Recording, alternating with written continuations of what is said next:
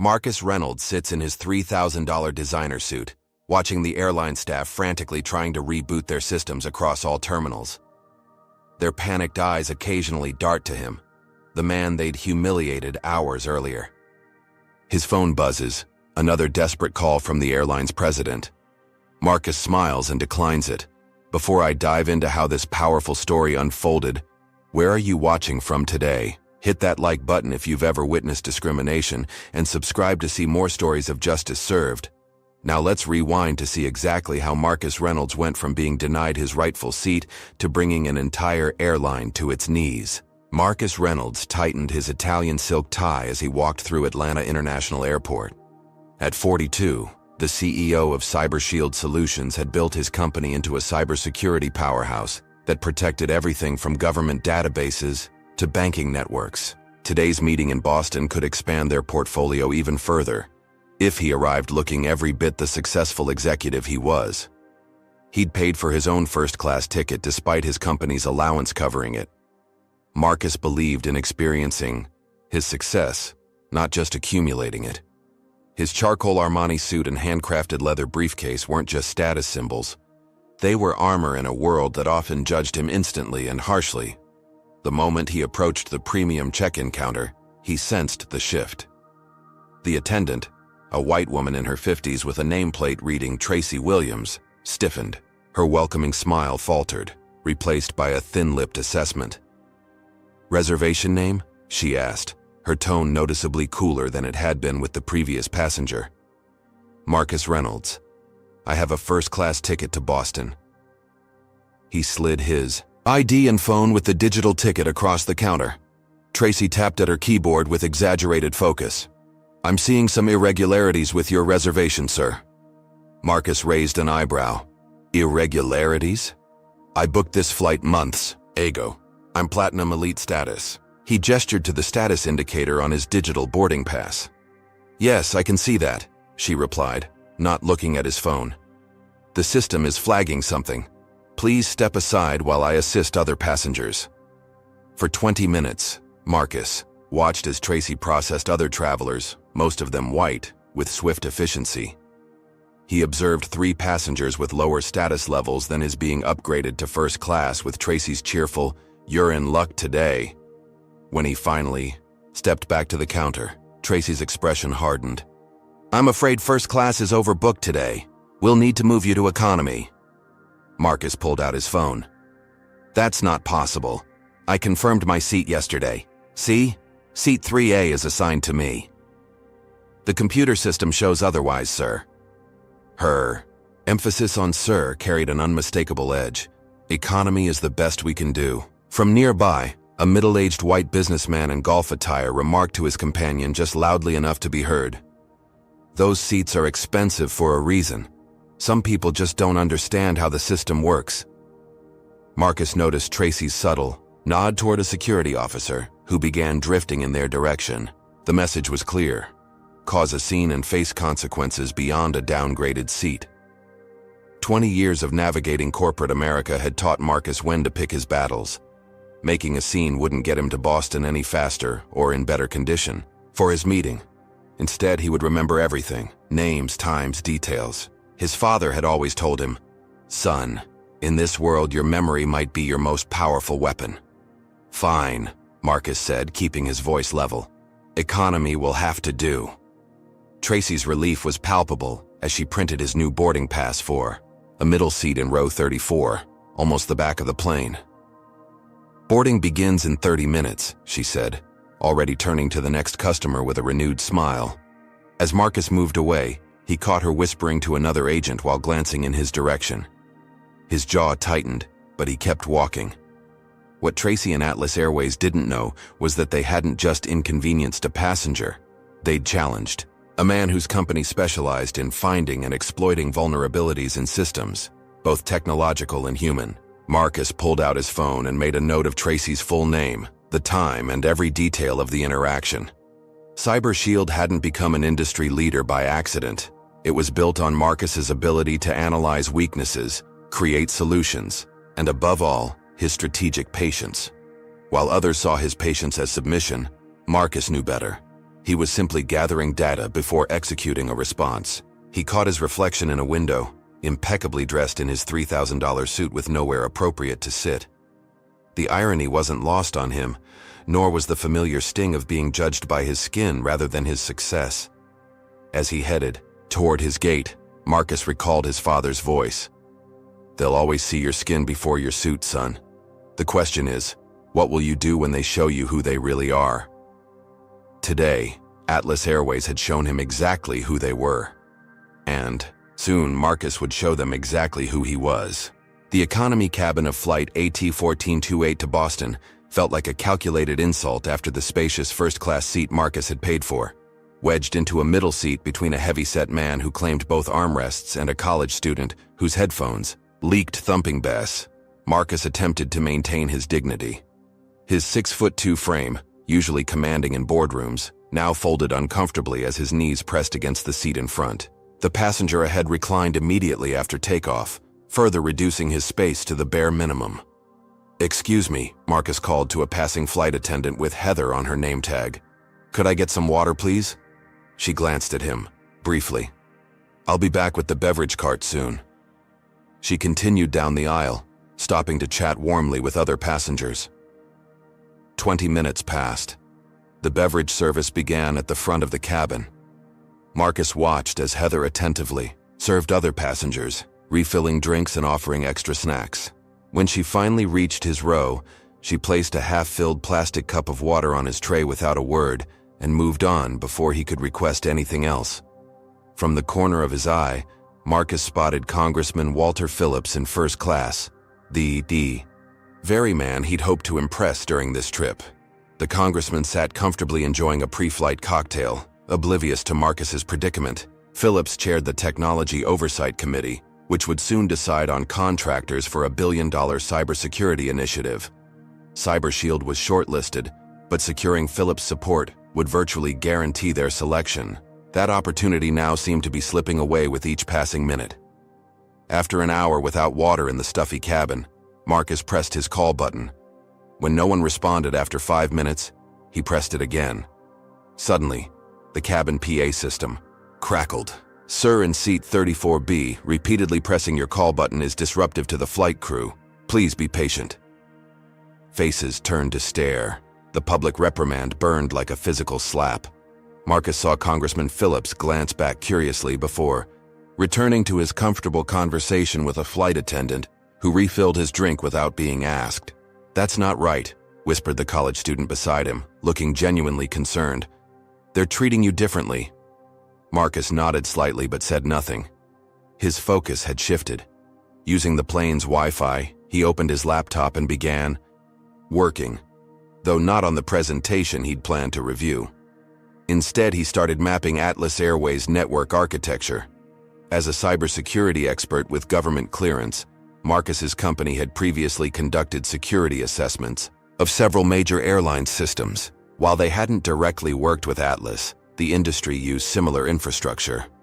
Within minutes, he identified multiple access points and began documenting alarming vulnerabilities in their passenger management and booking systems. Midway through the flight, Marcus discovered something else. His checked luggage containing critical presentation materials had been accidentally rerouted to Dallas. The flight attendant delivered this news with barely concealed indifference. "These things happen," she said with a shrug. "You can file a claim in Boston." As the flight dragged on, Marcus found himself transported back through similar experiences in his life. The college professor who expressed surprise at his academic excellence, the bank loan officer who required additional verification despite his perfect credit score, the security guards who followed him through high-end stores even when he wore custom suits. He remembered his late father, a hard-working postal worker who had scraped together everything to send Marcus to good schools. "They'll always see your skin before your suit," his father had told him. "Be smarter, not angrier. Intelligence outlasts emotion." By the time Flight AT-1428 began its descent into Boston, Marcus had compiled a comprehensive map of Atlas Airways' digital infrastructure, legitimate information any security professional might analyze. But he also understood precisely how vulnerable their systems were to someone with his expertise. As passengers deplaned, Congressman Phillips passed by without recognition, despite having met Marcus at 2 industry events. The congressman's eyes slid past him as though he were invisible. Just another face in economy class, not the CEO he'd enthusiastically discussed technology policy with months earlier. Heather stood near the exit, thanking passengers for flying Atlas Airways. When Marcus approached, she turned to speak with the captain, her back a clear dismissal. In the terminal, Marcus checked his phone to find an email notification. His premium hotel reservation had encountered an unexpected issue.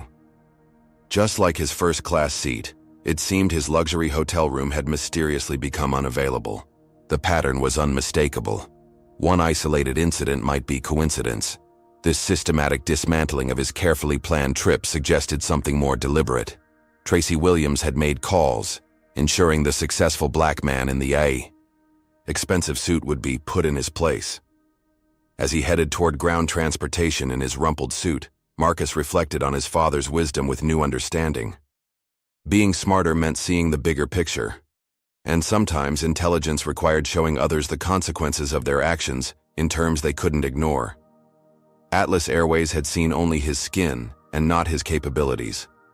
Soon, they would learn what a costly mistake that truly was. Have you ever watched everything you've worked for slip away because someone else decided you didn't deserve it? If you felt that same sting of injustice Marcus is experiencing, comment number 1 below. If you believe he should fight back against this discrimination, hit that like button right now. And if you're wondering what genius move this brilliant CEO is about to make, subscribe so you don't miss any part of this incredible story. Now let's see how deep this discrimination goes and what it costs Marcus. The Harborview Hotel in downtown Boston was a far cry from the luxurious Westbrook Marcus had reserved. Instead of a spacious executive suite with a harbor view perfect for reviewing presentations, he found himself in a cramped standard room overlooking an air conditioning unit. The desk barely fit his laptop. "I'm sorry for the confusion, Mr. Reynolds," the front desk manager had said without making eye contact. "Your original reservation showed payment issues. We have no suites available now." Marcus knew his corporate card had no payment issues. It never had in 8 years. Someone had made a call. The digital clock on the nightstand showed 11:37 p.m. His meeting with Global Secure, a potential $50 million client, started at 9 a.m. Without his presentation materials, he faced the daunting task of recreating everything from memory and cloud backups. He loosened his tie and began working. Sleep wasn't an option. By 4:30 a.m., fueled by overpriced minibar coffee, Marcus had reconstructed a presentation that normally took his team weeks to perfect. It wasn't his best work, but it would have to do. His phone chimed with a text from Congressman Phillips. "Need to cancel our breakfast. Schedule conflict, reschedule soon." The informal meeting, arranged weeks ago, had been Marcus's opportunity to discuss CyberShield's approach to the government cybersecurity initiative. Marcus rubbed his bloodshot eyes. How had the congressman even known he was on that flight? Phillips must have recognized him during the public call button humiliation. Now, instead of discussing technology over Eggs Benedict, the congressman was distancing himself. After a quick shower, Marcus dressed in yesterday's wrinkled suit, the best he could do without his luggage. He arrived at Global Secure's offices, 15 minutes early, hoping to set up and compose himself before the executives arrived. "You're here for the 9 o'clock?" the receptionist asked, her smile fading as she evaluated his appearance. "They're already gathered. Follow me." Walking into the boardroom, Marcus immediately sensed the atmosphere shift. 8 executives in fresh suits exchanged glances as he entered. Jeffrey Walters, Global Secure's CEO, checked his watch pointedly. "Mr. Reynolds, we were beginning to wonder." "I'm 15 minutes early," Marcus said, maintaining his professional demeanor despite the obvious slight. "Our watches must differ," Walters replied, generating chuckles around the table. "You look traveled. Rough night?" "Nothing unusual," Marcus said, connecting his laptop to the projector. "Shall we begin?"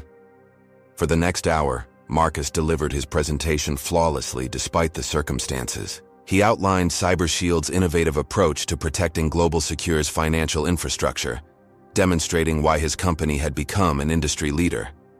Yet he couldn't miss the skeptical glances, the whispers behind hands, the lack of engaged questions that typically characterize successful pitches. Something had poisoned the well before he'd even arrived. "Thank you, Mr. Reynolds," Walters said when Marcus concluded. "We appreciate your effort today. We'll be in touch after reviewing all candidates." The dismissal was clear. As Marcus packed up his laptop, he overheard Walters murmuring to his CFO, "I'm not sure about stability there. We need reliable partners." In the elevator down, Marcus's phone buzzed with a text from Alicia Chen, his COO. "Global Secure signing with NetGuard. Heard through back channels. What happened?" NetGuard, their biggest competitor with an objectively inferior security solution. The contract was lost before he'd even stepped into the room. Outside, sitting on a park bench with Boston's financial district towering around him, Marcus made calls. His hotel had received a call from Tracy at Atlas Airways about a difficult passenger. The restaurant where he was supposed to meet Congressman Phillips confirmed cancellation due to concerns about the other party. Even the car service had mysteriously overbooked after his flight landed. His phone rang. James Henderson, a board member at CyberShield. "Marcus, what's happening in Boston? I'm getting calls from investors concerned about stability issues. At executive level, stock dropped 3% this morning on rumors." The systematic dismantling of his professional reputation was spreading like a virus. One airline employee's prejudice had cascaded into a threat to everything he'd built. "James, I need to cut this trip short. I'm heading back to Atlanta tonight. We need an emergency executive meeting tomorrow morning." "That's serious?" "More than you know," Marcus replied, watching a United Airlines plane soar overhead. "This isn't just about one contract anymore." As he ended the call, another notification appeared. A news alert about Atlas Airways announcing a major technology upgrade to their booking and customer service systems, a contract CyberShield had bid on months ago but never heard back about. The pieces connected in Marcus's mind. Atlas hadn't just denied him a seat. They'd denied his company a contract, likely giving it to a competitor with less qualified security provisions. Now their discrimination had cost him additional business and threatened his company's reputation. This wasn't just personal anymore, it was existential. If one prejudiced airline employee could threaten everything he'd built, the system itself needed correction. Marcus opened his laptop again. This time accessing a secure server where CyberShield stored detailed analyses of potential clients, including Atlas Airways. The security audit they'd conducted during the proposal process contained information the airline wouldn't want public: critical vulnerabilities, negligent practices, outdated systems protecting sensitive passenger data. "They think they've seen a pushover," Marcus whispered to himself. "Time to show them who they're really dealing with." He booked a flight back to Atlanta, deliberately not with Atlas, and began formulating a plan that would make Tracy Williams and Atlas Airways regret the moment they decided to judge him by his skin rather than his credentials. But first, he needed his team. Because while revenge might be a dish best served cold, justice required precise calculation, and Marcus Reynolds intended to deliver it with mathematical precision. What would you do if you were in Marcus's position? Would you fight back or walk away? And how far would you go to right this wrong? The real question is, what happens when they underestimate the very man whose expertise could bring their entire operation to its knees? Let's find out. CyberShield's glass and steel headquarters in Atlanta's tech corridor pulsed with unusual energy for a Saturday morning. Marcus had called an emergency meeting of his executive team, and the tension in the conference room was palpable as he recounted the events of the past 48 hours. "So that's where we stand," Marcus concluded. "Atlas Airways discrimination has cost us the Global Secure contract, potentially damaged our reputation with government contacts, and revealed a troubling reality. Despite all our success, we're still vulnerable to the most basic prejudice." Alicia Chen, his COO and right hand for 7 years, was the first to respond. "This is textbook discrimination. We should sue them into next century." Her legal background made litigation her first instinct. "I agree it's actionable," said Lawrence Washington, CyberShield's legal counsel. But a lawsuit means months, possibly years of proceedings, media coverage focusing on race rather than our technology, and unpredictable outcomes. Not to mention the perception problem, added Zoe Ramirez, head of marketing. Tech companies that sue often get labeled as litigious rather than innovative, regardless of merit. Marcus nodded, having already considered these angles. This isn't just about one flight or one contract. This is about a system that allows someone like Tracy Williams to wield discriminatory power without consequences. He turned to the projection screen and pulled up a file labeled Atlas Airways Security Assessment. 3 months ago, we bid on their security infrastructure upgrade. They went with a cheaper solution from TechCore Systems. He scrolled through the document. Our assessment identified 17 critical vulnerabilities in their passenger data systems, payment processing, and booking architecture. Jamal Washington, Marcus's chief security officer, leaned forward. Those recommendations would have cost them $5 million to implement properly. TechCore underbid us by half. And delivered half the security, Marcus added. Atlas Airways is currently operating with multiple exploitable vulnerabilities that put customer data and business operations at risk. This isn't speculation, it's documented fact. The room fell silent as the implication sank in. Are you suggesting what I think you're suggesting? Lawrence asked carefully. Marcus shook his head. I'm not suggesting anything illegal. I'm proposing we approach this from 2 angles: business and ethical. He stood and began outlining his strategy on the whiteboard. First, the business approach. We document the discrimination case properly and present it to Atlas Airways executive leadership, offering them a chance to make amends through a comprehensive security partnership. And if they refuse? Alicia asked, though her knowing smile suggested she already anticipated the answer. Then we move to the ethical approach, Marcus continued. As cybersecurity professionals, we have an obligation to report critical vulnerabilities, especially when they potentially affect millions of travelers. Jamal caught on immediately. A detailed disclosure of their security failures to industry watchdogs and regulatory bodies. Precisely, Marcus confirmed. Not as retaliation, but as professional responsibility. If they won't protect their customers voluntarily, perhaps public scrutiny will motivate them. He returned to his seat at the head of the table. But before either approach, we need irrefutable documentation. Jamal, I want our best team conducting a deep analysis of Atlas Airways' current vulnerabilities, within legal boundaries of public-facing systems only. Jamal nodded. I'll assemble the team immediately. We'll set up in the secure lab. Zoe, I need everything you can find on Atlas's corporate culture, leadership, and any previous discrimination complaints. On it, she replied, already typing. Fortson. Alicia, prepare both the business proposal and the ethics disclosure. Lawrence, ensure everything we do stays within legal boundaries. As the team dispersed to their assignments, Marcus remained at the conference table, studying the security assessment. He noticed a name he'd overlooked before. Richard Whitfield, Atlas Airways CEO, had personally rejected CyberShield's security recommendations as excessive and unnecessary expense. A quick search revealed Whitfield's background: old money, exclusive schools, and a corporate history marked by cost-cutting and outsourcing. Further digging uncovered 3 settled discrimination suits during his tenure, all with confidentiality agreements. By evening, Jamal's team had established a secure war room in the building's most protected area. 6 security analysts, deliberately selected to represent the diversity that made CyberShield stronger, worked with focused intensity. We're finding even more vulnerabilities than we documented 3 months ago, Jamal reported. Their recent upgrade actually introduced new security holes. It's borderline negligent. Just then, Marcus's secure email pinged with an anonymous message. Atlas Airways employee here. What happened to you happens daily. Attached is our customer service protocol. See section 4.3 on profile assessment.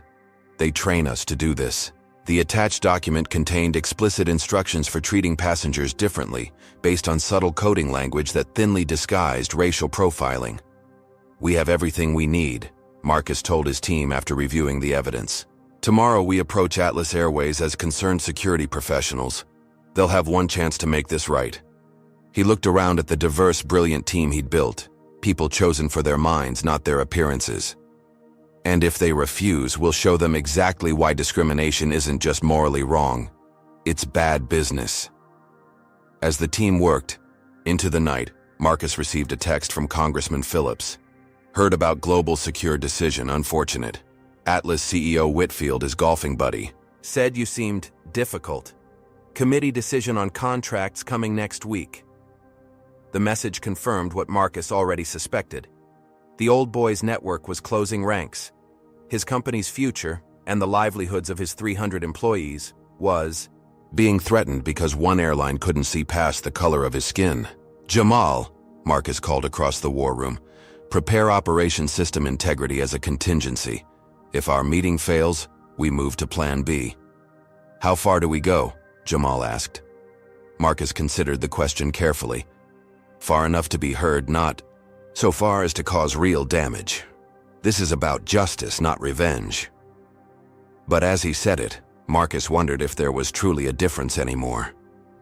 Either way, Atlas Airways was about to learn an expensive lesson about judging a man by his appearance, rather than his abilities. The Atlas Airways corporate headquarters in downtown Atlanta projected power through architecture, all steel, glass, and towering presence.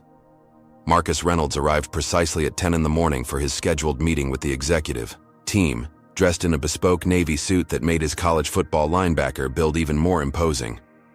The security desk created the first obstacle. ID, please, the guard said without looking up. When Marcus presented his identification, the guard frowned. You're not on my list. Check again, Marcus replied calmly. Marcus Reynolds, Cyber Shield Solutions, meeting with Richard Whitfield at 10. After several calls and 15 minutes of waiting, Marcus received a temporary visitor badge while watching white executives walk through with casual nods to security. You'll need to go through the scanner, the guard added, pointing to a metal detector that hadn't been used for anyone else. Marcus complied silently, documenting every discrepancy in treatment. This wasn't pettiness. It was evidence. In the lobby, a receptionist informed him, Mr. Whitfield is running behind schedule. He asks that you wait. 45 minutes passed, with Marcus sitting under the watchful eye of security while routine business continued around him. He recognized the tactic, a power move designed to diminish his importance and test his temperament. Finally, an assistant appeared. Mr. Whitfield, we'll see you now. Instead of the executive boardroom, Marcus was led to a small side office with uncomfortable chairs and no windows. 5 men in expensive suits and 1 Asian woman sat waiting, with Richard Whitfield, silver-haired and tanned from recent golfing, at the head. Mr. Reynolds, Whitfield said without standing, we've squeezed you into a busy schedule. I understand you have concerns about your recent flight experience. The dismissive tone set the stage. This wasn't a meeting between equals, but a perfunctory address of a complaint they'd already decided to dismiss. My concerns extend beyond a single flight, Marcus replied, maintaining eye contact with Whitfield. I'm here regarding a pattern of discrimination that affected not just me personally, but has business implications for both our companies. He opened his briefcase and distributed folders to everyone present. This documents the events beginning, with my denied first-class seat despite confirmation, continuing through the systematic mistreatment during the flight, and culminating in what appears to be intentional sabotage of business relationships. Whitfield barely glanced at the folder. These things happen in travel, overbooking, system errors. There was no overbooking, Marcus interrupted, pulling out flight manifests his team had obtained. First class had 3 empty seats on that flight. Your employee Tracy Williams deliberately denied me my confirmed seat while upgrading white passengers with lower status. Bradley Thompson, Atlas Airways COO, leaned forward. That's a serious accusation without proof of intent. Page 3 contains witness statements, Marcus countered.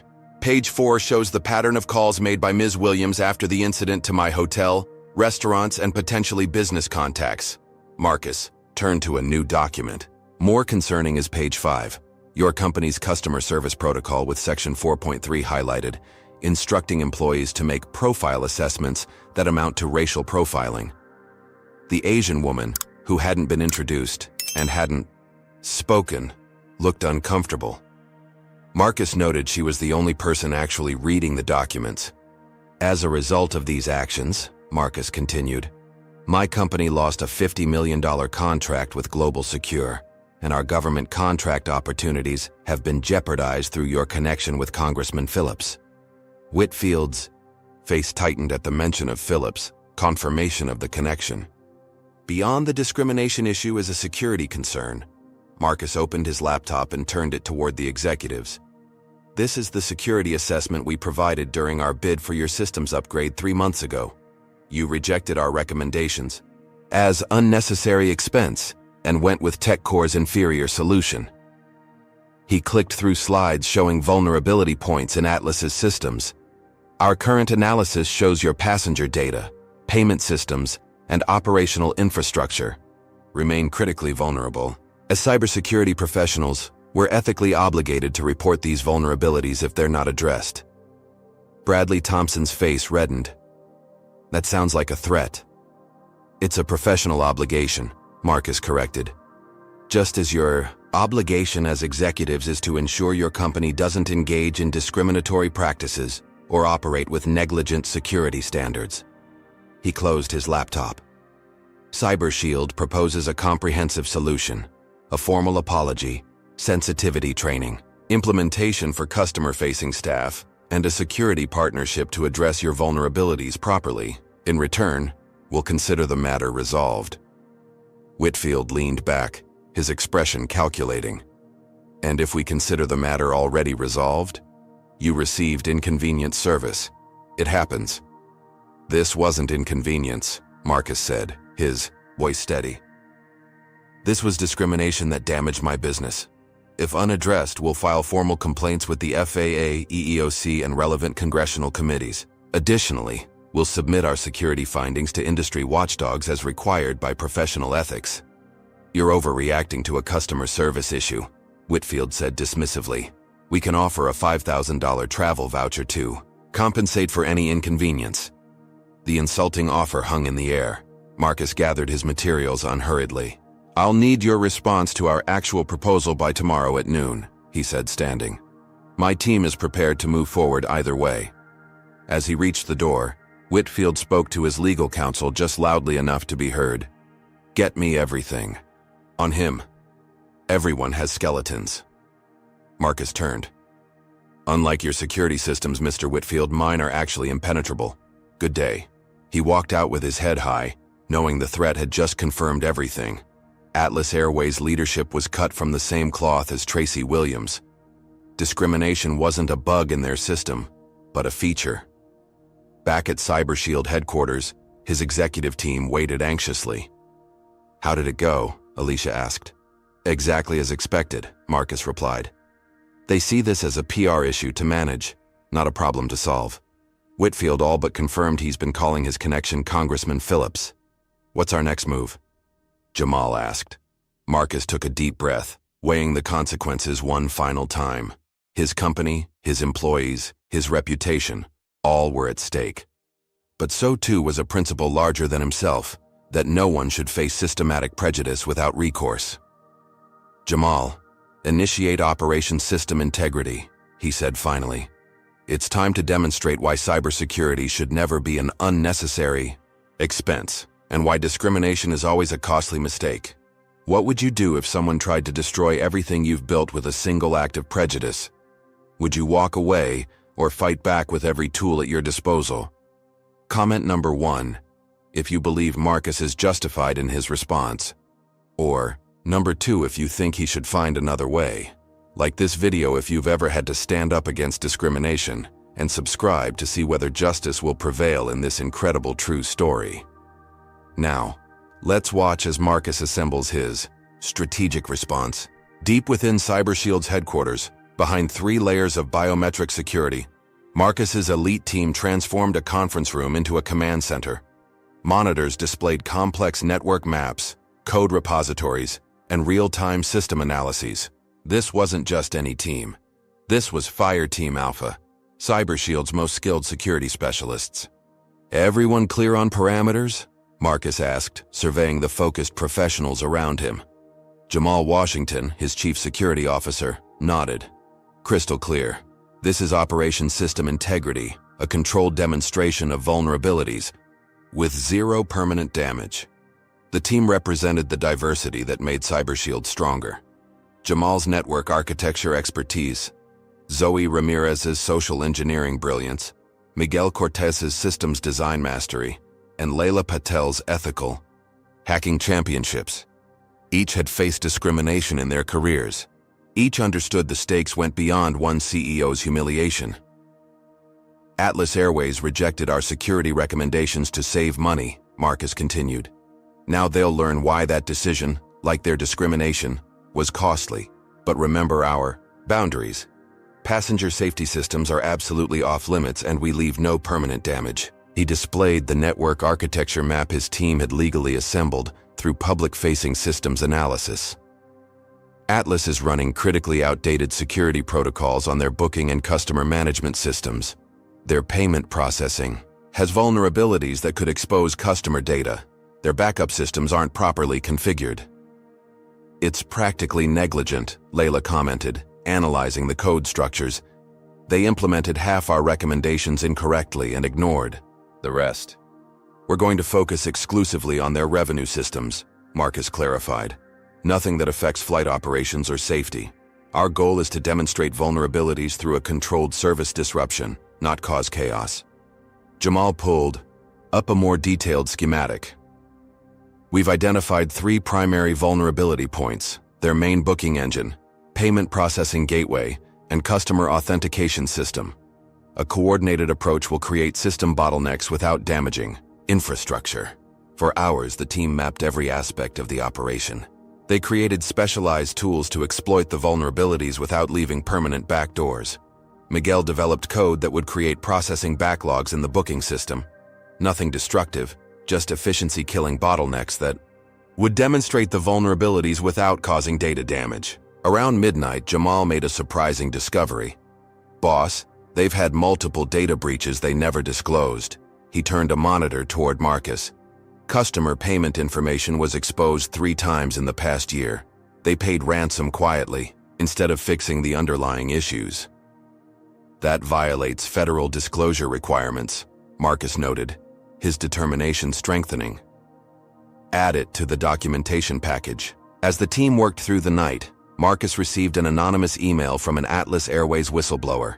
Internal documents showing the airline had been cited by federal agencies for security deficiencies, but had lobbied to keep the reports classified under transportation security concerns. Marcus stepped away to call a trusted contact at the FBI's cybercrime division. Just hypothetically, he asked after pleasantries, if an airline ignored federal security directives regarding customer data protection, what would be the appropriate reporting procedure? Hypothetically, his contact replied carefully, such negligence would require immediate disclosure to the Transportation Security Administration and Federal Trade Commission. Failure to report would compound the violations substantially. This confirmed Marcus's approach.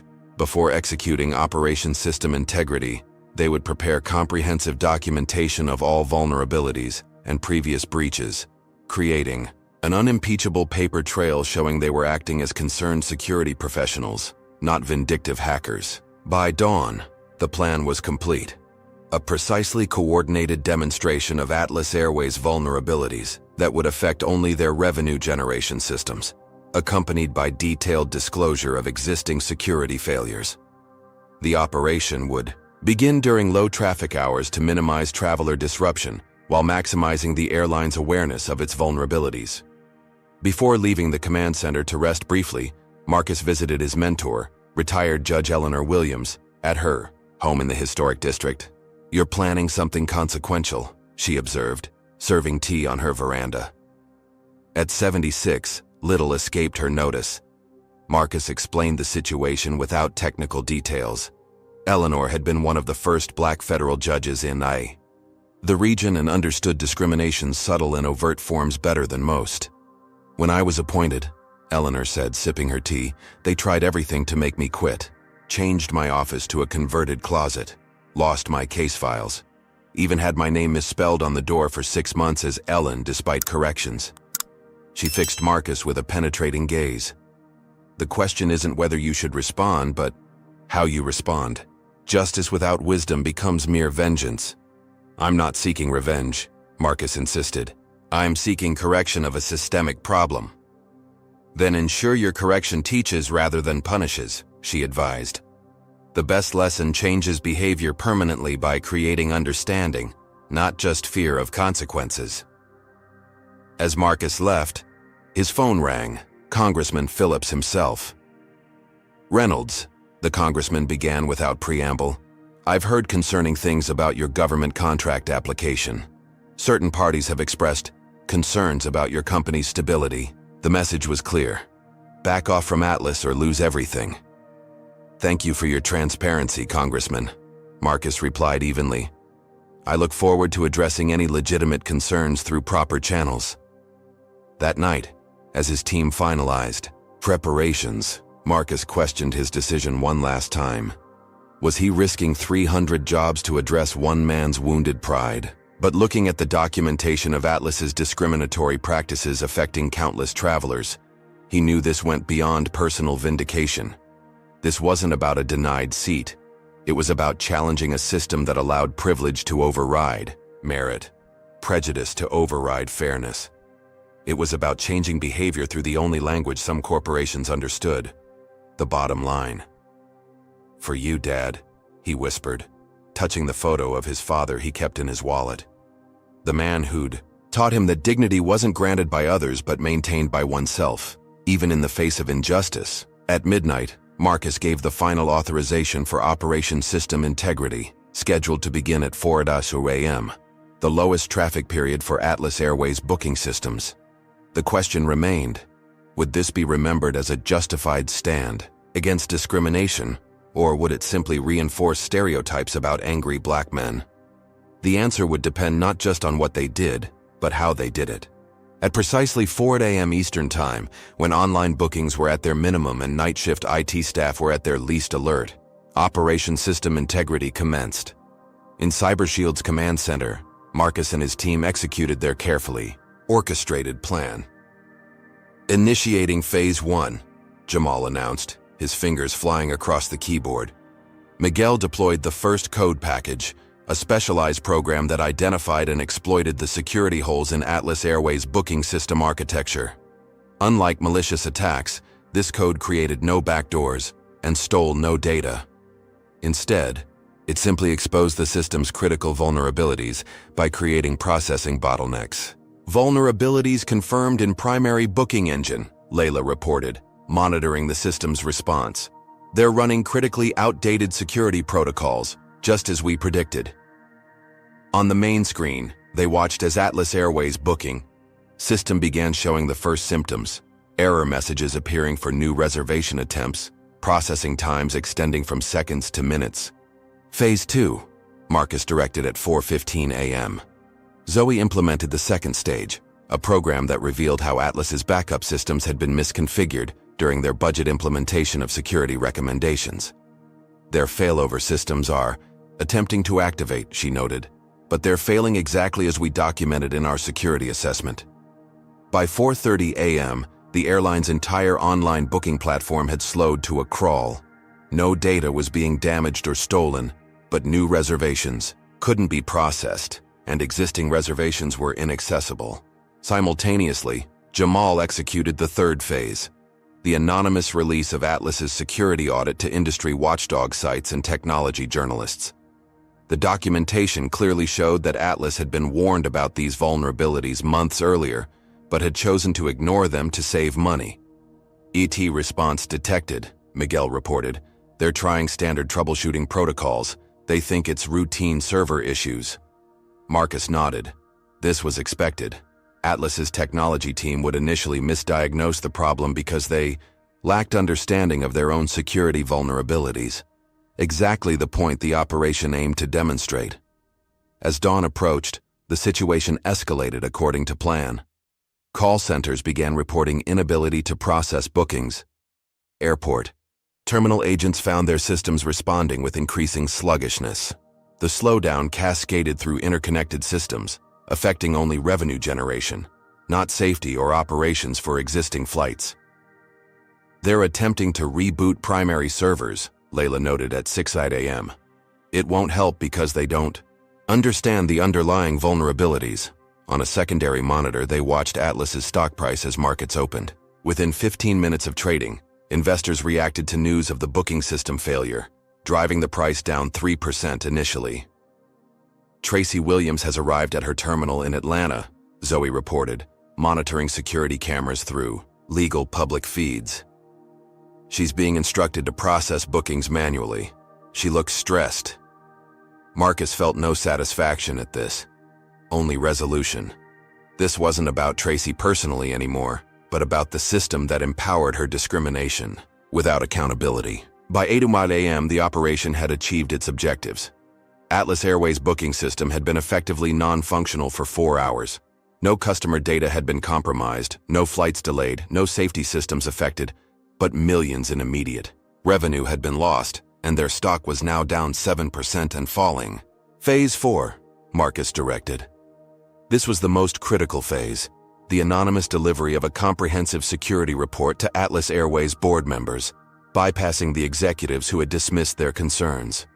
The report detailed exactly how their systems had been compromised, which vulnerabilities had been exploited, and most importantly, how to fix them properly.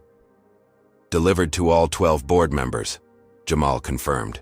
By 9 a.m., Atlas Airways had declared an IT emergency and called in external security consultants, the same ones who had implemented their inadequate solutions previously. Media reports began circulating about the airline's massive system failure and potential customer data vulnerability. They've called an emergency board meeting for noon, Zoe reported, monitoring communications. At 10:30 a.m., Marcus's phone rang with an unfamiliar number. Reynolds, he answered. Mr. Reynolds, this is David Chen, Chief Technology Officer at Atlas Airways. The man sounded desperate. We're experiencing a significant system event that bears similarities to vulnerabilities your company identified in your proposal. We're wondering if your team might be available for emergency consultation. Marcus kept his voice neutral. That's an unexpected call, Mr. Chen, especially given your CEO's position yesterday that our security recommendations were unnecessary. That position has been reconsidered in light of current circumstances, Chen replied carefully. We're prepared to offer a significant consulting fee for immediate assistance. I'll need to consult with my team, Marcus said. In the meantime, I suggest having your CEO review the comprehensive security report that should have arrived in your board members' emails this morning. It contains the information you need. As he ended the call, Marcus turned to his team. Deactivate all protocols. The demonstration is complete. Within minutes, the programs that had exposed Atlas's vulnerabilities self-terminated, leaving no traces behind. As designed, the airline systems would gradually return to normal operation, but with logged evidence of their security failures that couldn't be erased or denied. Operation complete, Jamal confirmed. Clean execution across all phases. Marcus nodded. Now we wait. The true test would come next, not in the technical response, but in the human one. Would Atlas Airways learn from this demonstration, or would they simply patch the symptoms while ignoring the disease? By noon, the impact of Operation System Integrity had cascaded far beyond what even Marcus had anticipated. Atlas Airways' booking system remained offline across all platforms, with skeleton crews processing reservations manually at airports nationwide. The airline stock had plummeted 15%, erasing over $3 billion in market value in a single morning. In CyberShield's command center, the team monitored the fallout while maintaining their cover of normal business operations. Financial impact exceeding $20 million in direct revenue loss, Alicia reported. They've had to rebook passengers on competitor airlines at premium rates. News channels displayed footage of chaos at major airports, long lines of frustrated travelers, overwhelmed gate agents, and harried executives making hurried statements about temporary technical difficulties. At Atlanta International, where it had all begun, cameras caught Tracy Williams being berated by angry customers as she struggled with paper boarding passes. AP is reporting that the Department of Transportation has launched an emergency investigation, Zoe noted, scrolling through news feeds. Concerns about passenger data security triggered federal involvement. Marcus had anticipated regulatory interest, but not this quickly. The operation had exposed more systemic failures than they'd initially targeted. At 1:30 p.m., the real breakthrough came when an anonymous employee leaked internal Atlas communications to technology journalists, communications showing executives had repeatedly ignored security warnings from their own IT staff to cut costs. "This wasn't us," Jamal confirmed after checking. "Looks like actual Atlas employees are speaking out." The leak triggered an avalanche of revelations. 3 former Atlas IT managers came forward with documented evidence of being fired after raising security concerns. Customer service representatives shared the discriminatory profile assessment guidelines that Marcus had confronted the executives with. A former HR director revealed multiple discrimination complaints that had been buried through settlements and NDAs. By mid-afternoon, Atlas Airways announced that CEO Richard Whitfield and COO Bradley Thompson had been placed on administrative leave pending an internal investigation. The board appointed an interim leadership team and promised full cooperation with all regulatory inquiries. At 3:00 p.m., Marcus issued a carefully worded press release. CyberShield Solutions notes with concern the reported security vulnerabilities at Atlas Airways. As leading cybersecurity experts with experience across the aviation sector, we stand ready to assist in resolving these critical issues to protect consumer data and restore operational integrity. Our team of diverse, industry-leading specialists is available for immediate consultation. The statement positioned CyberShield as a solution without connecting them to the problem, exactly as planned. Congressman Phillips called next. His tone had shifted dramatically from the previous day. "Marcus," he began with forced warmth. "Troubling developments with Atlas. I'm heading a special committee review of airline data security protocols. Your insights would be invaluable. Perhaps we could reschedule that breakfast?" "Happy to serve the public interest, Congressman," Marcus replied evenly. "My assistant will coordinate with your office." The congressman hesitated.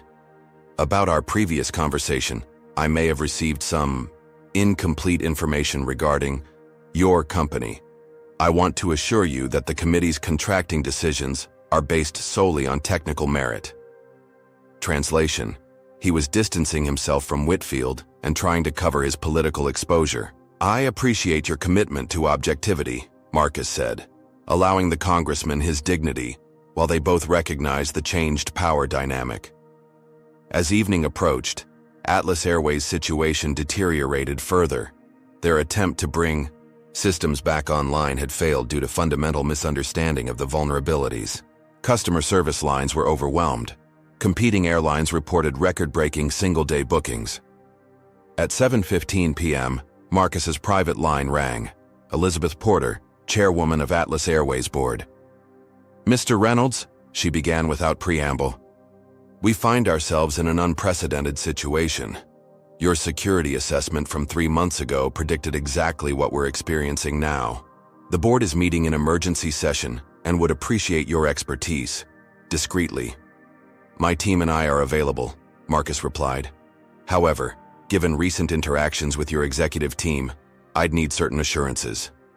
Such as acknowledgement of the discriminatory treatment I experienced, corrective action for responsible parties, and a comprehensive review of company policies. Additionally, we would require full authority to implement necessary security measures without interference." Porter was silent for a moment. "The board has already voted to terminate several executives, including Mr. Whitfield. As for your personal experience, I can only apologize profoundly. It appears to be part of a pattern we're just beginning to uncover." "Then we have a starting point," Marcus said. "I'll assemble my team for an emergency consultation." As he ended the call, Marcus looked around at the brilliant professionals who had executed this operation flawlessly. The same diverse team that made CyberShield an industry leader precisely because they brought different perspectives to problem solving. "Atlas Airways just learned an expensive lesson about judgment," he told them. "Now let's show them what they missed by choosing discrimination over merit." 1 month later, Marcus Reynolds stood at a podium in Atlas Airways' newly renovated corporate headquarters, addressing a room full of executives, technology specialists, and media representatives. Behind him, a screen displayed the logos of Atlas Airways and CyberShield Solutions side by side. Today marks the successful completion of our comprehensive security overhaul, Marcus announced. Atlas Airways now operates with industry-leading data protection protocols, ensuring both customer, privacy, and operational stability. The audience included many new faces. Tracy Williams had been among the first employees terminated once Atlas's internal review uncovered her history of discriminatory actions. Richard Whitfield and several other executives had resigned under pressure as evidence of systematic bias and security negligence mounted. In their places sat a notably diverse leadership team headed by new CEO Danielle Washington, a highly respected Black aviation executive recruited from a competing airline. The transformation wasn't just cosmetic. It reflected a fundamental shift in corporate culture following the catastrophic system failure that had cost Atlas over $40 million in direct losses and far more in market value. What began as an unfortunate incident has evolved into an industry-leading partnership, Marcus continued. Our companies have demonstrated that accountability, diversity, and technical excellence create stronger organizations than exclusion and prejudice ever could. He didn't mention the specifics of Operation System Integrity. He didn't need to. The mysterious system vulnerability exposure had become legendary in cybersecurity circles, with many correctly guessing its origins, but none able to prove anything beyond Atlas's own security negligence. The partnership agreement included not just a lucrative contract, but significant equity compensation for the consulting emergency response that had saved Atlas from complete collapse. The funds had allowed CyberShield to establish a scholarship program for minority students pursuing cybersecurity careers. After the presentation, Congressman Phillips approached Marcus with an outstretched hand. Impressive turnaround, Reynolds. The Oversight Committee was particularly impressed with your testimony last week. We're finalizing the government cybersecurity initiative contracts tomorrow, looking very favorable for CyberShield.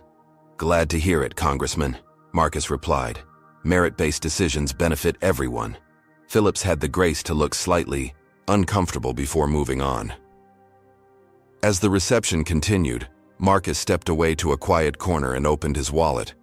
Inside was a worn photograph of his father in his postal worker uniform, the man who had worked double shifts to send his son to the best schools, who had taught him to be smarter, not angrier, when facing discrimination. You were right, Dad, Marcus whispered. But sometimes being smart means showing them exactly who they're underestimating. His reflection was interrupted by a text message from Judge Eleanor Williams. Saw the news conference. Your father would be proud. Not just of your success, but of how you transformed an injustice into progress rather than mere revenge. That distinction mattered. Operation System Integrity hadn't been about hurting Atlas Airways, but about forcing accountability and change. The company was now stronger, more diverse, and more secure.